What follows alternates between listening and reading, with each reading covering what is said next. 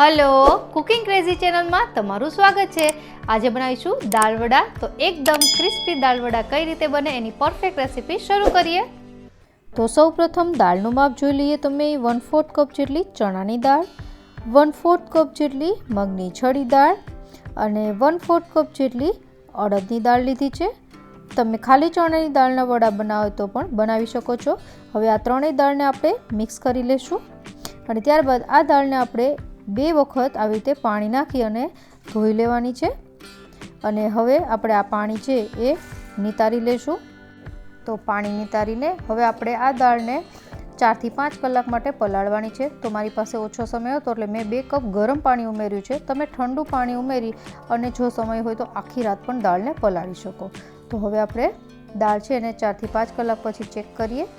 तो दाळ सरस रीते पलળી गई है। तमे जो हाथेथी ज आपणे चणानी दाळ छे एने આવી રીતે दबावीए तो तूटी जाय छे। एवी रीते आपणे मगनी दाळ अने अड़दनी दाळने पण जोई लईए तो ए बंने पण तूटी जाय छे। तो बस आपणी दाळ छे तैयार छे। हवे आपणे आ पाणी काढी अने त्यारबाद एने पीसी लेशुं।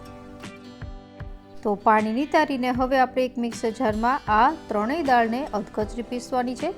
तो અહીં હું 1/4 कप જેટલી દાળ છે એને પીસવાની નથી। આ પાણી છે આપણે નિતારી લેશું। તો આ દાળ છે એનો ઉપયોગ આપણે પાછળથી કરવાનો છે। તો અહીં આને આપણે સાઈડમાં રાખી દેશું।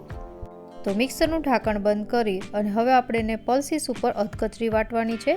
અહીં આપણે પાણીનો ઉપયોગ બિલકુલ નથી કરવાનો। તો વચ્ચે આવી રીતે ચેક કરી લેવાનું। તો ફરીથી હું એક વખત પલ્સીસ ઉપર એને ગ્રાઇન્ડ કરી લઈશ। તો આપણી આ દાળ અધકચરી પીસાઈને તૈયાર થઈ ગઈ છે। હવે આપણે એને એક બોલમાં ટ્રાન્સફર કરી લેશું।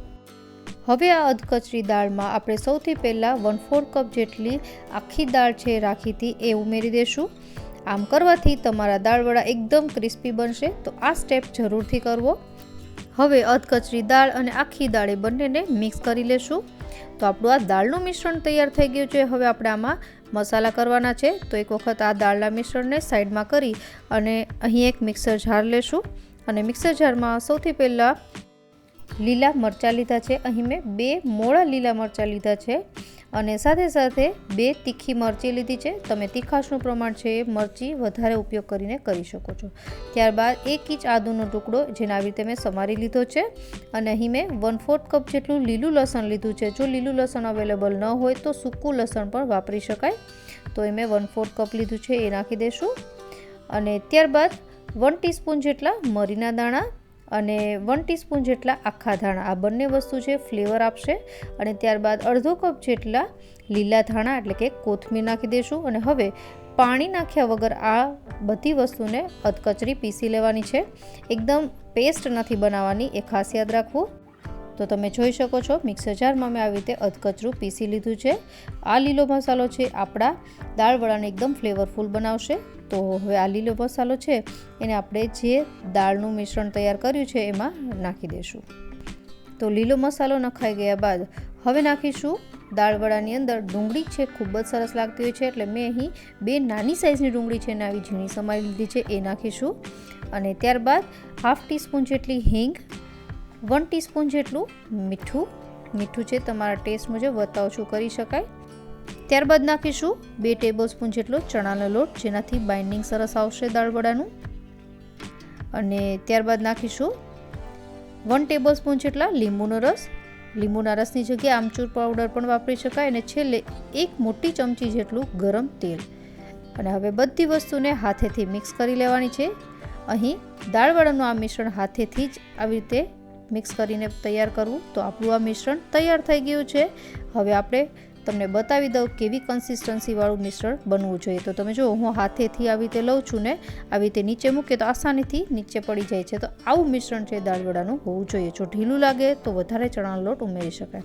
હવે આપણે તળવા માટે મેં મીડિયમ ફ્લેમ પર તેલ ગરમ કરવા મૂક્યું હતું।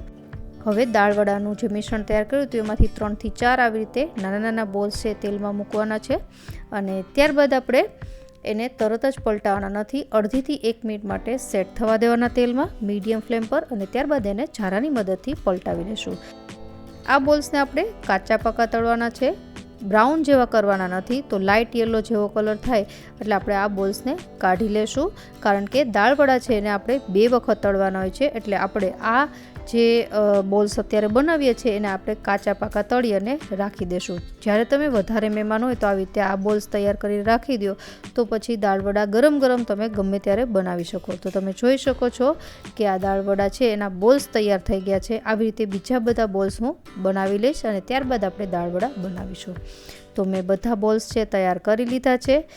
હવે આપણે આ બોલ્સને દાળવડાનો શેપ આપવાનો છે, જેમાં આપણે બહાર ખાઈએ છીએ એવો એકદમ ફ્લેટ શેપ કેમ બને. તો અહીં 2 રીતથી આપણે બનાવીશું. તો એક પ્લેટ લેવાની, જેમાં આપણે બોલ્સ બનાવીએ છીએ એ રાખી દેવાનો, અને ત્યારબાદ ઘરમાં પડેલી કોઈપણ વાટકીની મદદથી એને આવી રીતે હળવા હાથે પ્રેસ કરી દેવાનું.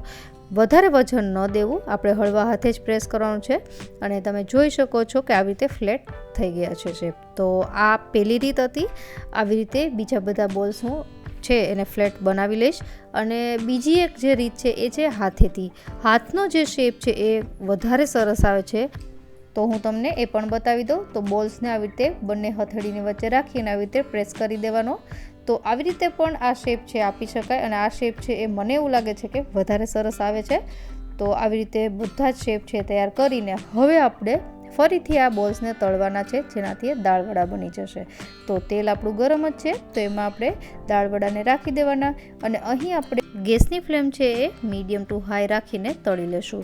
ખાસ યાદ રાખવાનું કે દાળવડા છે એ બ્રાઉન જેવા થવા જોઈએ, એકદમ બ્લેક ન બની જાય, કારણ કે હાઈ ફ્લેમ પર વધારે વાર તળવાથી દાળવડાનો કલર એકદમ ડાર્ક થઈ જાય છે. તો મીડિયમ ટુ હાઈ જ રાખવાની ફ્લેમ, અને જેમ દાળવડા તળાઈ જશે એમ એ જાતે જાતે તેલમાં ઉપર આવી જશે. તો એ દાળવડા તળાઈ જાય એની સાઇન છે. તો હું હવે પહેલી બેચ છે કાઢી લઈશ, અને આવી સેમ પ્રોસેસથી બીજા બધા દાળવડા છે એને પણ તળી લઈશ. તો છે ને કેટલા આસાન બનાવવા. મેં આ દાળવડાને તીખી મરચી અને ડુંગળી સાથે સર્વ કર્યા છે, અને આ જે બધી ટિપ્સ અને ટ્રિક્સ સાથે તમે પણ ઘરે આ દાળવડા બનાવી શકો છો. તો આશા રાખું કે તમને રેસીપી પસંદ આવી હશે, અને તમને જો મારી રેસીપી પસંદ આવતી હોય તો વિડીયોને લાઇક અને ચેનલને સબસ્ક્રાઈબ કરવાનું ન ભૂલતા. મળીએ નવી રેસીપી સાથે, ત્યાં સુધી બાય.